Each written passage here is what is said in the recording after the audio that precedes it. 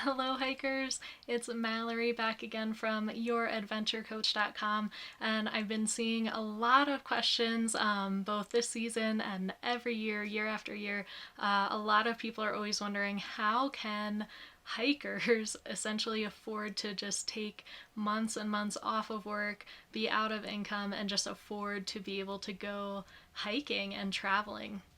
And that is the $1 million question, so to speak, that's on everyone's mind. So today I'm gonna share just a few quick tips, a few things that I did before my long distance hike, and some things that I hear that other hikers do before they are getting ready to go on their long distance hikes, a through hike, or maybe just kind of a travel sabbatical, if you will. And definitely feel free to say hello in the comments. Let me know where you're watching from and any questions that you have. All right, or maybe what big hikes you're preparing for. I'd love to hear. I'd love to get to know a little bit more about you.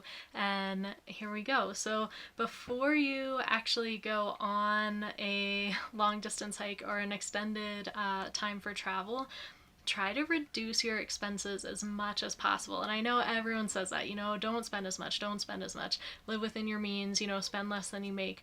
But even more specifically than that, look at what your monthly expenses are and see if you can just totally eliminate any of them, and or all of them, and get creative with this. So for example, I am lucky enough to pretty much ever since like in college and after college, I always took jobs that provide room and board and health insurance, and so housing, utilities, water, electricity, everything was always covered and provided for me through these jobs, right? Which is a little bit of a unique situation and definitely a lifestyle choice.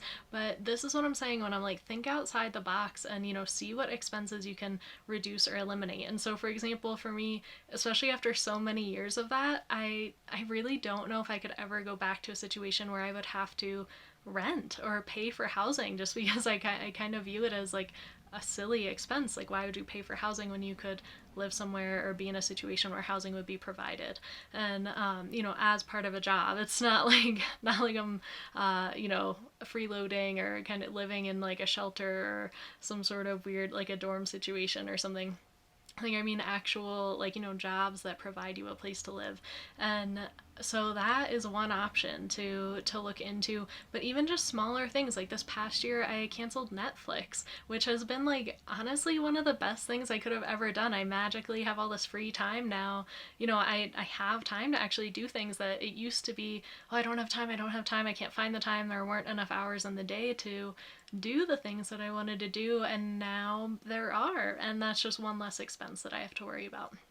So think of these sorts of things well before, probably like 6 months to a year, maybe even more if you have that much time to plan, before your long distance hike or before your long time of travel. See what expenses you can eliminate and start to save that money, or maybe divert that money into other things to help you prep for your trip. All right, and so my next tip goes very closely with that, and that's to get out of debt before you are about to go into this spending months either without an income, or maybe you may or may not have a job to go back to after your trip.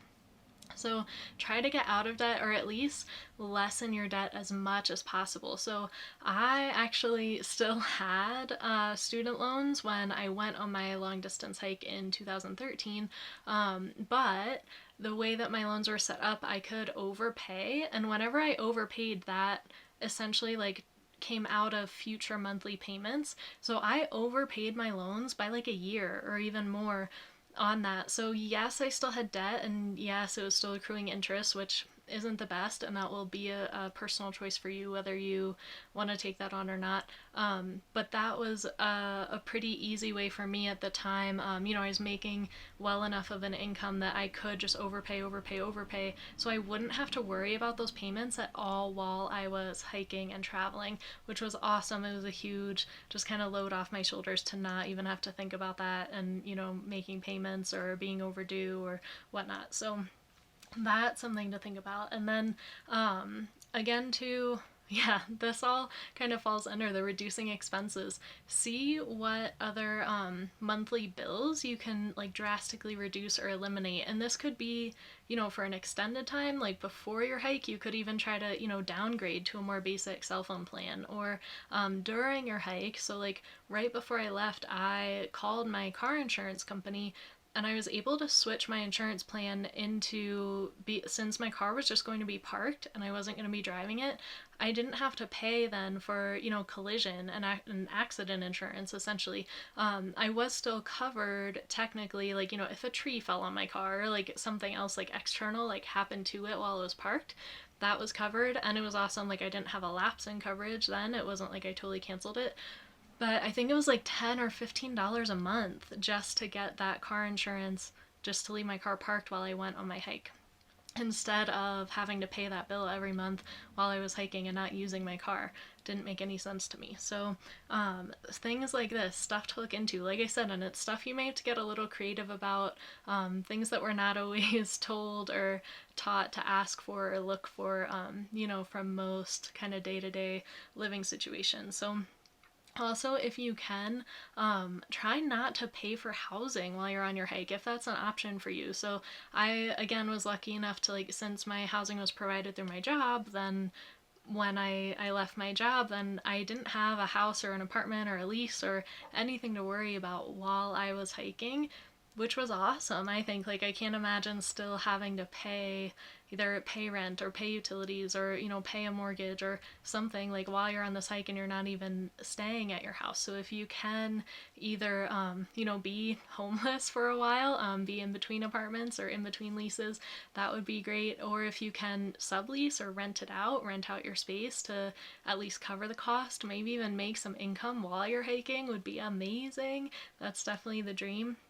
I know not possible for everyone, but just explore your options there.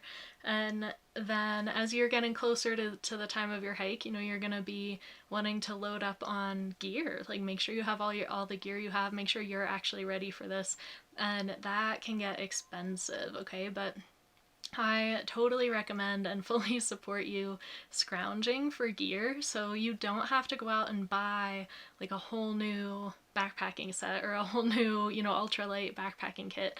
That would be, I mean, unless you have the money for that, that would be amazing. But, the point of this video is how to be able to afford these things, probably how to do it on a budget. I would think most of us are, don't just have thousands and thousands and thousands to spend out of the gate on this. So I'm gonna assume that's you too. So when I started my hike, I totally scrounged, and some gear I already had. Like I had a really old, it was crappy, but it was an old pack and it did the trick. I started with that instead of spending $300 on a new pack. I did though, some things I did splurge on and get, I got a new ultralight tent.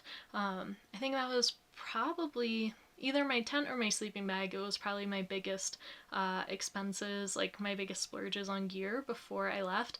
And everything else I just made do with what I had. Like I had an old sleeping pad around that again was a little bit heavier than I would have liked, but I had it and I didn't want to spend, $100, $200 on a new lightweight sleeping pad. So and just weigh your options there. You can totally make a mishmash, scrounge together gear, maybe get used gear, see if any of your friends or family have any items in their garages or basements or attics that they wouldn't mind, loaning you, or if it disappeared, that you may be able to take advantage there.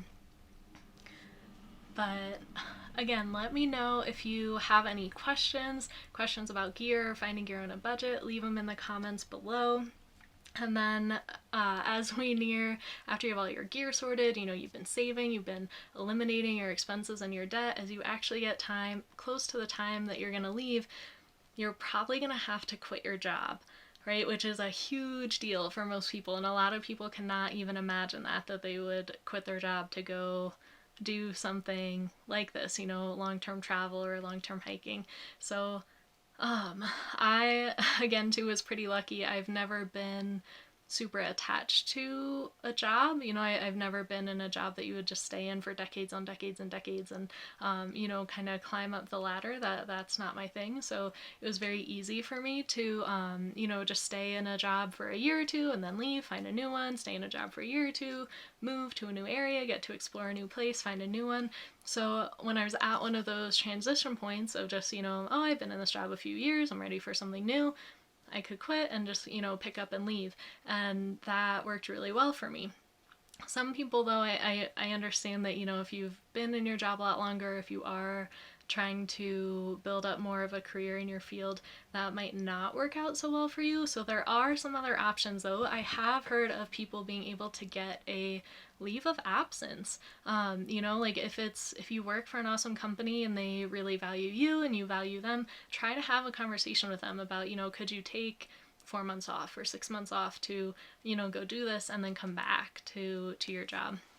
And that might work better. Or even maybe section hiking or just, shorter trips may be better for you, which is also totally an option and nothing wrong with that. And then you would be able to, be able to MacGyver your vacation time around that. Maybe try to negotiate for more vacation time in your job if you can, so that you would be able to travel more and go to the places that you want to go to. And then one other last big expense, or potentially big expense, if you quit your job, you're probably going to lose your health insurance, which is very unfortunate and a very tricky situation. I know I feel like a lot of hikers go without, or at least I hear a lot of hikers just saying that they go without and they're fine with that. I would not be fine with that. I do feel like there are a lot of risks out on the trail. You could fall and get injured. You could have some sort of weather incident. What if while this is very rare, but someone was struck by lightning, had to go to the hospital and had some severe injuries from that, or hypothermic, or if you are bit by someone's dog and you have to go to the hospital, or if you are, anything, bit by a snake, bit by a tick, what if you have Lyme disease symptoms and you have to go to the doctor? There are a lot of scenarios that, while they're not super common, they are kind of probable. Like, that is a very likely thing that could happen to you. Like I said, any of those things, or even, any other variety of injuries or incidents or illnesses, like, even if you could get Giardia or a waterborne illness and have to get treated for that. And so then I guess the question becomes, could you afford to go to the doctor or go to the hospital for a hospital visit out of pocket? If you didn't have insurance and you got super sick on the trail, what would you do? So those are definitely some things to think about. I think it would be worth it to get in some sort of insurance. Even if you Google traveler's insurance, backpackers insurance, those are usually some pretty decent plans that are short term. Like, they would usually be 6 or 12-month policies and would be easier to get and cheaper to get than going through like the marketplace. If you're in the US, you may know of the healthcare marketplace. So try to go through those other options instead. Like I said, traveler's insurance or something like that may be a little more accessible for you, unless, of course, if you already have like health conditions that you're going to need a lot of treatment for, or whatnot, it may be worth it for you to just continue or extend your health care that you already have through your employer, possibly through COBRA, or getting your own like full-time long-term plan through the marketplace might be better for you then. But just all some things to think about. Definitely a lot to play around with. Like I said, I really do recommend that you leave yourself at least 6 months to a year, and any extra time you have that you could put into planning for this, saving for it, tucking money away, paying off your debts, reducing expenses so that you don't have to think about it while you're traveling would be ideal.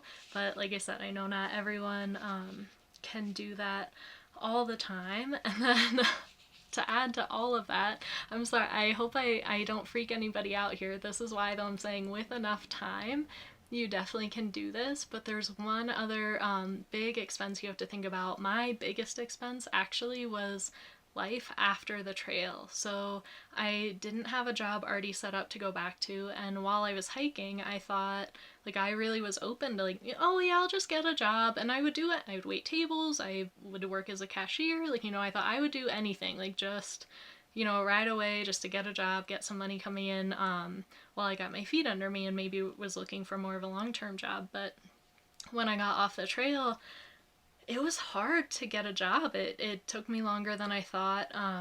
Yeah, there weren't a lot of options, and so I had a few months where I still didn't have any income, and I was living in a town at that point, so not on the trail anymore. Now you have all the town expenses of, I was driving a car, I had to pay for insurance and gas and, housing and groceries and all of these things. So, and I didn't have a job lined up. So make sure that you also save up enough to have a really decent cushion after your hike, right? So once you're off the trail, you want to be able to support yourself there as well. And if, like I said, if that does really freak you out, if you're not quite ready for a long-term travel or a long-term, a long-distance hike or a thru hike, that is totally awesome. And or if you have a family, some shorter 1 week, 2 week trips, those sorts of things may be better for you, maybe a little more realistic, and it is possible to do these things on a budget as well. I'm so excited to share with you all that my affiliate partner Stephanie from Ultimate Bundles has a brand new, a free course out. It's called Travel More, Travel Cheaper, and it's a video course. You can register for it now and you'll get instant access to all the videos, and she shares with you how she took her family of 5 kids, which is crazy to me, on these trips to over 60 different countries. Like, they just travel all over the place all the time, and affordably. And so she shares her tips with you and will teach you how to find these places, how to select them, so that you can travel more as well and actually be able to afford to travel more. So if that sounds like something you're interested in, you can register in my bio link, or if you're catching this on Facebook or YouTube, I'll leave the link in the comments. You can sign up. Sign up quickly though, because it will only be accessible until July 12th, this Friday, July 12th. So you gotta sign up by Friday to be able to access those videos. And like I said, it's free, so definitely go check it out. Let me know what your favorite parts are and where you are gonna end up traveling to this year. I'd love to hear. And until next time, happy hiking!